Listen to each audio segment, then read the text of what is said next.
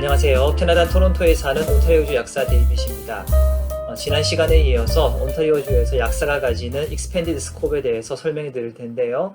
오늘은 플루샷을 비롯한 인젝션 프로그램이 되겠습니다. 자, 보시면 첫 번째 항목이 Any Drug or Vaccine이라고 되어 있는데요. 다른 주는 대체로 허용이 되어 있는 반면 온타리오주는 X 표시와 함께 주석이 달려 있네요. For education and demonstration purpose only 라고요. 그러니까 환자에게 교육 차원에서 시범으로 한두 해 정도 실시를 할 수는 있지만 이것을 환자가 원할 때마다 레귤러하게 도움을 주는 수준은 아니라는 거네요. 인슐린 또는 유사한 제형을 가지는 당뇨 치료제를 대표적으로 들 수 있겠는데요.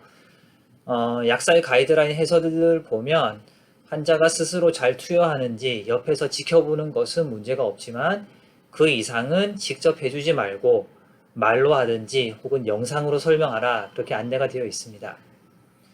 다른 주는 가능하다는 걸 보면 좀 더 적극적으로 환자를 돕도록 하는 것 같은데 아마 이것도 주 약사회별 가이드라인에 따라서 조금씩 차이는 있을 것 같습니다.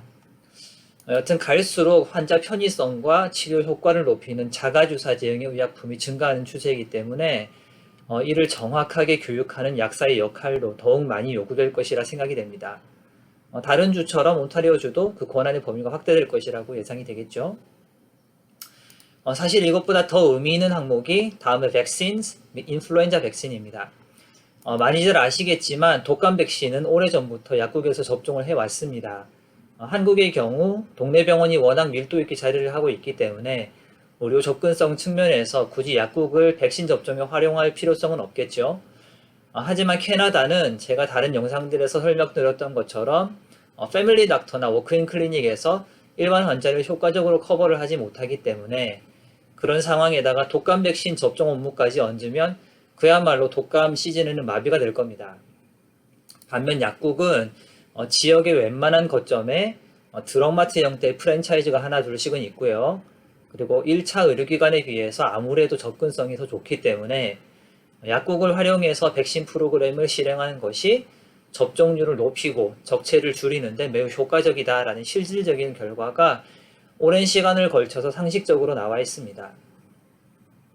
그렇기 때문에 이번 코비드 사태에 대해서도 짧은 시간에 대량의 접종 계획을 실행하는 데 있어서 정부 차원의 대규모 접종센터 마련과 함께 약국에서의 접종도 당연한 것으로 인식이 되었고 역시나 큰 역할을 감당하고 있죠.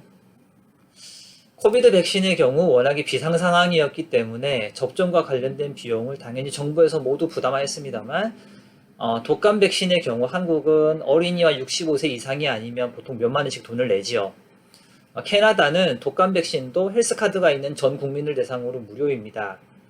접종률을 높여서 집단 면역을 구축함으로써 절약하게 되는 의료 비용이 낮은 접종률로 인해서 독감 환자가 늘어나서 발생하는 사회적 비용보다 훨씬 높기 때문에 이를 감안을 해서 무료로 접종을 실시하는 것이라고 볼 수 있겠습니다. 접종 건당 수가가 책정되어 있어서 약국은 정부로부터 적절한 보상을 받고요. 그래서 어떤 약국들은 이를 전략적으로 활용을 해서 주요 매출원으로 삼기도 합니다. 평소에는 한산하다가 독감 시즌이 되면 대대적으로 움직이는 거죠.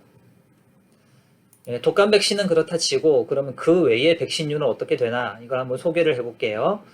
온타리오주의 경우는 지난 2015년 말, 그러니까 제가 여러 차례 소개해드렸던 각종 제도가 새롭게 도입되었다라고 했던 바로 그 시기로부터 해서 여러 종류의 감염병을 예방하기 위한 13종류의 백신을 약국에서도 접종할 수 있도록 했습니다. 먼저 처방전이 필요한 스케줄 1 백신은요, 환자가 의사의 처방전을 가지고 약국에 오면 약사가 접종을 해줄 수 있게 된 것입니다. 이것도 1차 의료기관의 과중한 업무를 줄이기 위한 하나의 방편으로 볼 수 있어요. 그래서 그 종류로는 A형 간염, 성인용 B형 간염, 대상포진, 일본내염, 광견병, BCG, 장티푸스, 항열병, 수두 백신이 해당을 합니다. 접종 기록의 확실한 관리나 수익 창출 등 여러 가지 요인을 생각을 한다면 사실 여전히 병의원에서 할 수 있으면 직접 접종하는 것이 바람직하기는 하지만 상황에 따라서 의사가 환자가 원하는 약국으로 처방전을 팩스 전송을 하면서 그 약국에 가서 맞으라 라고 할 수도 있다는 것입니다. 클리닉 내에 약국이 함께 있는 경우는 의사가 처방전을 주면 바로 옆에 약국에서 구입을 한 후에 접종을 하면 되지만 환자가 처방전을 들고 외부의 약국을 방문했다가 그것을 들고 다시 클리닉으로 돌아와야 하는 경우도 많기 때문에 동선상의 문제도 있고 냉장의약품의 안정성 확보 이슈도 있고 하기 때문에 의사가 처방전을 써주면서 어차피 약국에 갈 거니까 거기서 맞으라 라고 하는 겁니다. 자, 그리고 스케줄 2 백신은요, 이런 의사의 처방전도 필요 없이 약사의 판단 하에서 접종이 가능합니다. 물론 철저한 기록이 필요하고 그 접종 내역은 환자의 패밀리 닥터에게 확실하게 통보를 해야 되겠죠. 또 근데 캐나다는 유학이나 취업 등을 이유로 해서 방문해 있는 인구가 워낙에 많기 때문에 이것을 담당 의사에게 통보하기보다는 약국에서 발행하는 증빙 서류를 통해서 환자 본인이 필요에 따라서 의료기관에 직접 업데이트하는 방식이 되겠습니다. 자, 이 스케줄 2 백신은요, 독감 백신을 비롯해서 소아용 비형 간염, 수막구균, 폐렴구균 백신, 그리고 자궁경부암 예방 백신으로 알려진 인유두종 바이러스 예방 백신이 이에 해당을 합니다.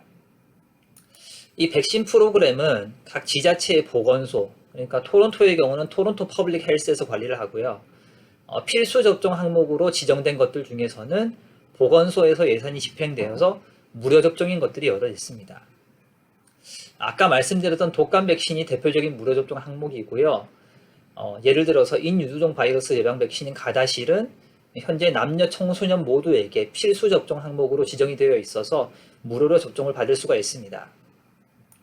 또한 대상포진 백신의 경우는 65세에서 70세 사이의 시니어에 대해서만 접종 우선권을 인정해서 정부 펀딩으로 무료 접종을 실시를 하고 있습니다. 다만 이렇게 보건소 예산으로 무료 접종을 하는 대상의 경우에는 독감 백신을 제외하고는 약국에서의 접종은 보통 불가능하고 환자가 병의원을 방문을 해서 의사로부터 직접 접종을 받아야 합니다. 참고로 최근에 코비드 조사를 위해서 곳곳에 생겨난 대규모 접종시설에서도 시설 운영의 효율성을 높이기 위해서 이 필수 접종 백신들의 일부를 맞을 수 있도록 하고 있는 것 같습니다. 이렇게 무료 접종에 해당하는 경우가 아니면 의사의 처방이나 약사의 판단을 근거로 해서 환자는 약국에서 필요한 주사제를 구입을 해서 접종을 받게 되고 접종 서비스 비용은 지난 영상에서 말씀드린 대로 약사협회 가이드라인을 참고해서 개별 약국 차원에서 환자에게 받게 됩니다. 경쟁이 있는 곳은 또 무료로 하기도 하겠죠. 참고로 이 백신 관련 차트를 보시면 BC주나 퀘벡주의 경우 이 달러 표시가 있죠. 이건 이 서비스 비용을 정부에서 부담한다라는 것입니다.